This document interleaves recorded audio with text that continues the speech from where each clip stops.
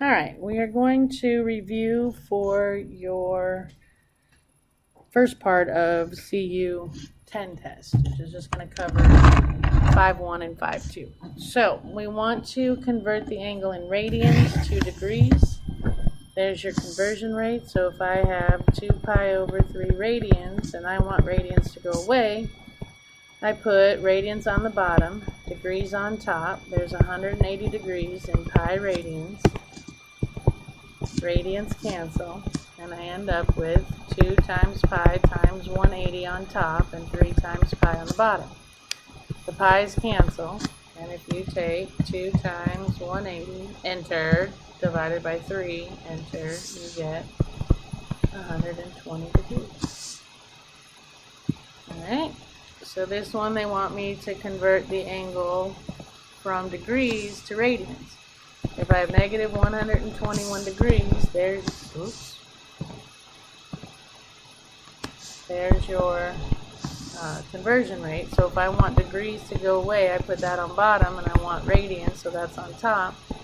There's pi radians in 180 degrees. Degrees cancel, and I have negative 121 pi over 180. Since they want decimals and not left in terms of pi, you type in negative 121 pi, enter, divided by 180, enter, and I get negative 2.111848395. 2 decimal places out, the 1 will bump it up, it's negative 2.11 radians. Okay, convert the angle in radians to degrees. So if I have 8 radians and I want radians to go away, I put radians on the bottom, 180 degrees on top. Radians cancel, and I get 8 times 180 divided by pi. So 8 times 180, enter, divided by pi, enter, and you get 458.36623661, 2 places. The 6 bumps it up, and I get 458.37 degrees. Okay. Alright, draw the angle in standard position. State the quadrant in which the angle lies. Work the exercise without converting to degrees. Well, again, we cheat a little bit, and we know our unit circle. So to graph negative 7 pi over 6, the easiest way for me is to go to positive 7 pi over 6, which would be here, and then reflect up. So it would be here.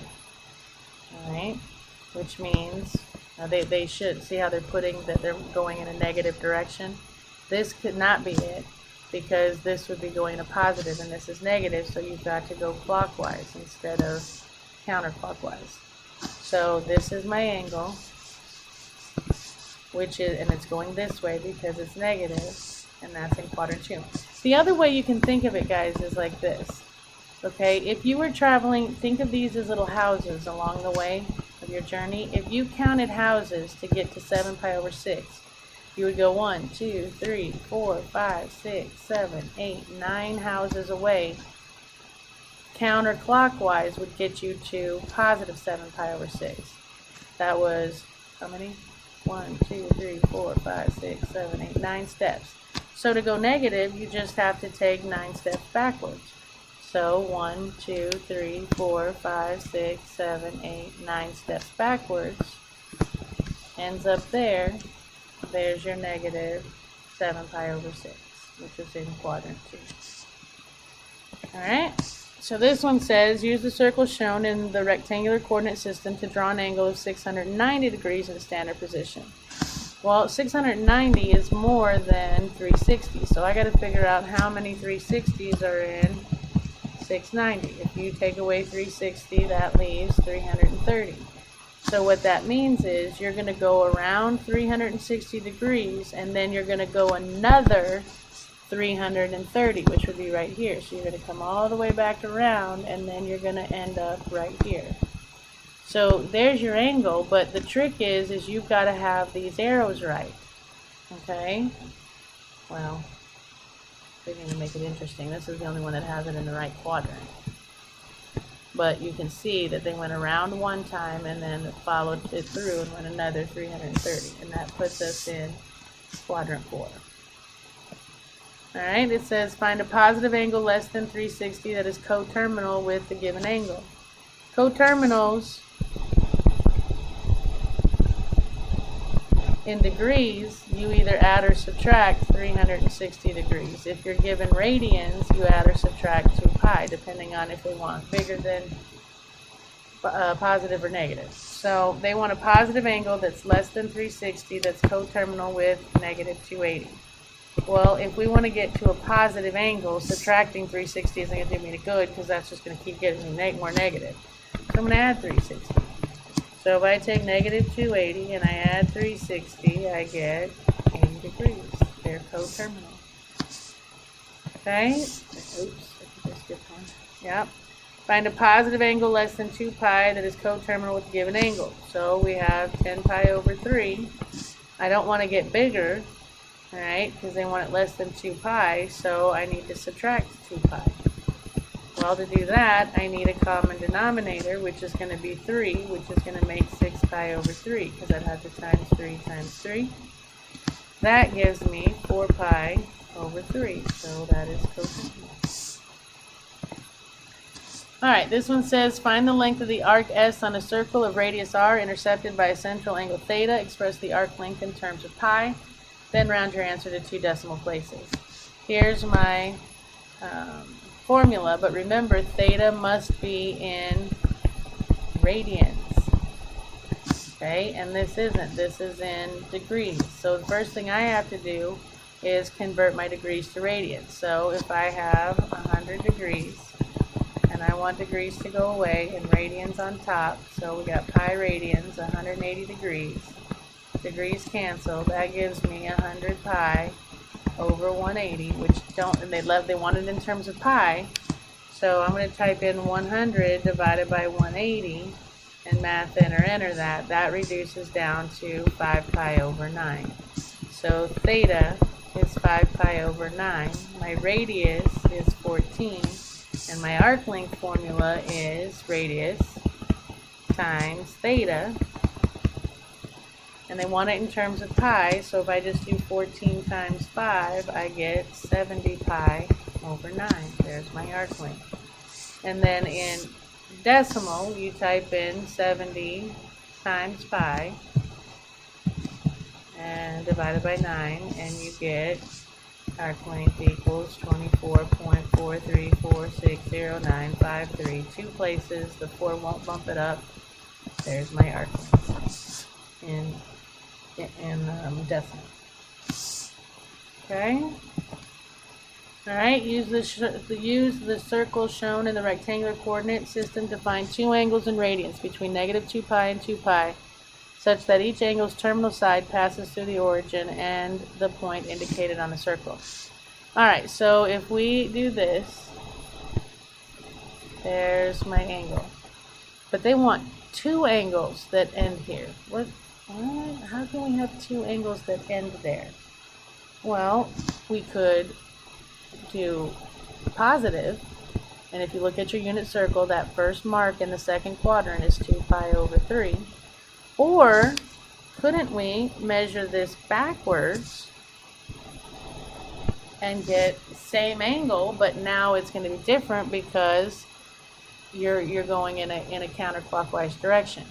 Well, to figure out how far that is, if you just figure that all the way around would be 2 pi, if I take away the red, which is 2 pi over 3, that'll leave me the purple, which is the negative one, right? So, if I do get a common denominator, that would be 6 pi over 3 minus 2 pi over 3, which would be 4 pi over 3. But you're measuring this way, so that's going to be a negative 4 pi over 3. Yeah? Alright.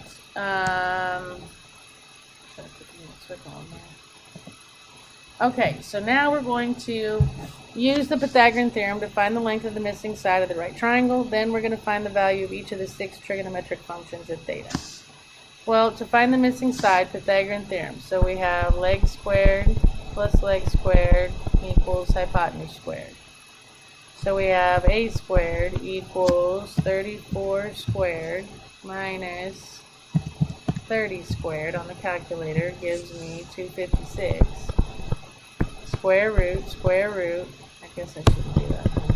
I'm trying to get a alone, so I'm subtracting 30 squared.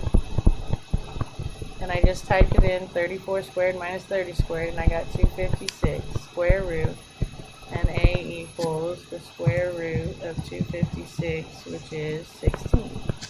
So the other side is 16. Alright, so now for sine, we want opposite over hypotenuse. Opposite would be 16, hypotenuse would be 34. Math enter it, you get 8 over 17. Cosine would be adjacent. Remember, this is opposite from A, this is adjacent to A, this is hypotenuse. So cosine would be adjacent, which is 30, over hypotenuse, which is 34, which reduces down to 15 over 17.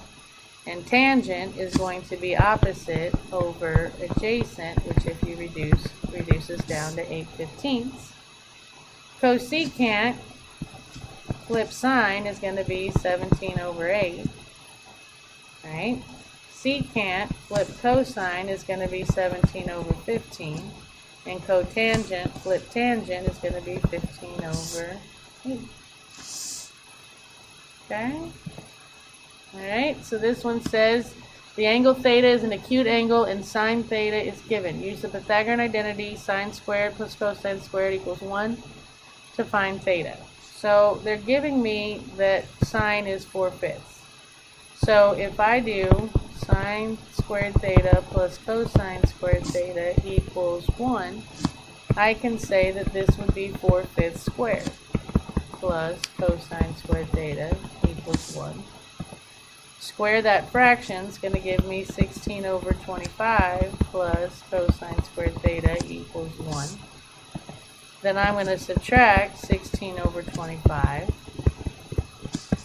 which gives me cosine squared theta equals 25 over 25 minus 16 over 25, because I need a common denominator, which would be 25. So then I would get cosine squared theta equals 9 over 25, square root, cosine theta equals 3/5. It's breezy.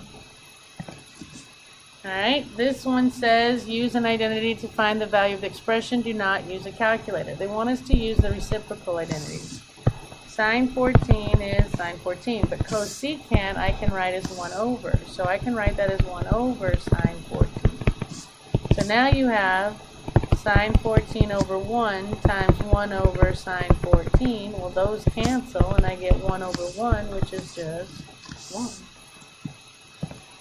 Okay, if we solve this one, we use the Pythagorean identity. If as long as theta is the same, if you sine square that theta and cosine square the same theta, it's got to equal 1.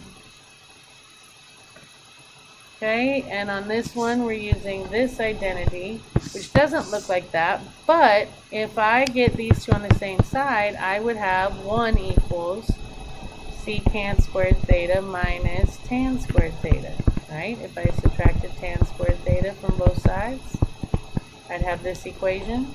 Well, that's what I have. I have secant squared 198 minus tan squared 198. These match, so my answer is 1.